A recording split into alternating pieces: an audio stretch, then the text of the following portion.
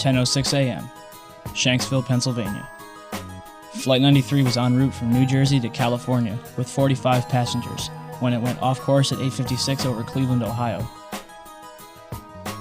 According to the official story, Flight 93 was headed for the White House when it was overpowered by a group of passengers and crashed in Shanksville, Pennsylvania.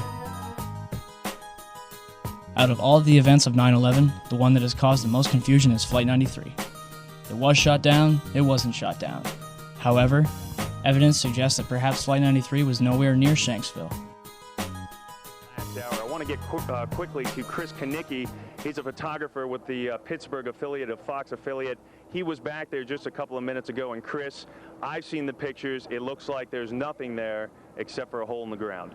Basically, that's right. The only thing you could see from where we were was a big gouge in the earth and some broken trees. We could see some people walking around in the area, but from where we could see, there wasn't much left. Any large pieces of debris at all? No, there was nothing that you could distinguish that a plane had crashed there. Smoke, fire? Nothing. It was absolutely quiet. It was actually very quiet. Nothing going on down there, no smoke, no fire, just a couple of people walking around. They look like part of the NTSB crew walking around looking at the pieces. How big would you say that hole was?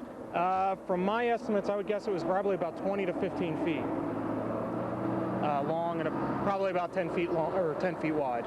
What could you see on the ground, if anything, other than dirt and ash? And you couldn't see anything. You could just see dirt, ash, and people walking around, broken trees.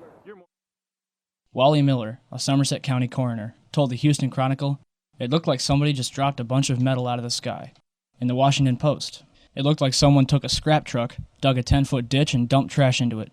And as for the passengers, I stopped being coroner after about 20 minutes because there were no bodies there. In the Pittsburgh Review, I have not, to this day, seen a single drop of blood. Not a drop. It would seem that, on one day, for the second time in history, an entire plane, along with its passengers, disappeared upon impact. There are no signs of any survivors at the site of a Nigerian plane crash. That is the word from the Red Cross, which has a representative on site. The first pictures of the crash scene show a large crater with the Boeing 737 broken into small pieces. The plane crashed shortly after taking off from Lagos in a heavy storm. The flight was going to the Nigerian capital of Abuja and was believed to be carrying some senior Nigerian officials. So if Flight 93 didn't go down in Shanksville, then where? You ready for this? Cleveland. At 11:43 on September 11th, WCPO, a local TV station in Cincinnati, Ohio, reported that 2 planes landed at Cleveland Hopkins Airport due to a bomb threat. United Airlines identified one of the planes as Flight 93. Are you confused? Well, it gets better. Check it out.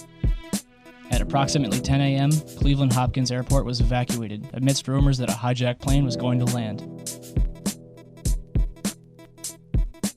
Passengers had to leave, but couldn't drive. They had to walk or hitchhike. Buses weren't allowed to leave. People were sent home.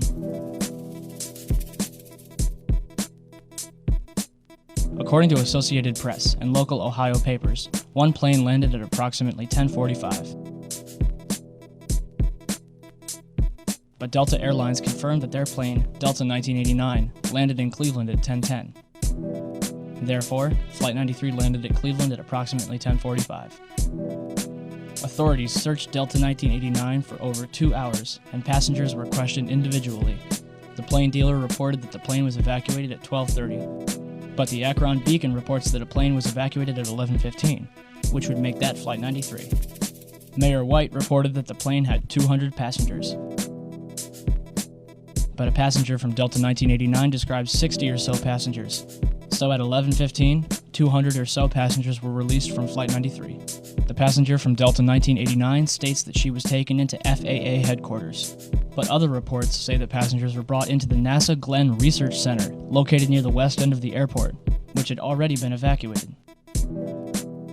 So, to sum up, Delta 1989 landed at 10:10, was evacuated at 12:30, almost 2.5 hours later, and 69 passengers were taken to FAA headquarters. Flight 93 landed at 10:45 and evacuated within a half hour. 200 or so passengers quickly taken to an empty NASA research center. Why did it take 140 minutes to evacuate 69 passengers when 200 were evacuated in a half hour? We can assume that the passengers from Delta 1989 are safe somewhere.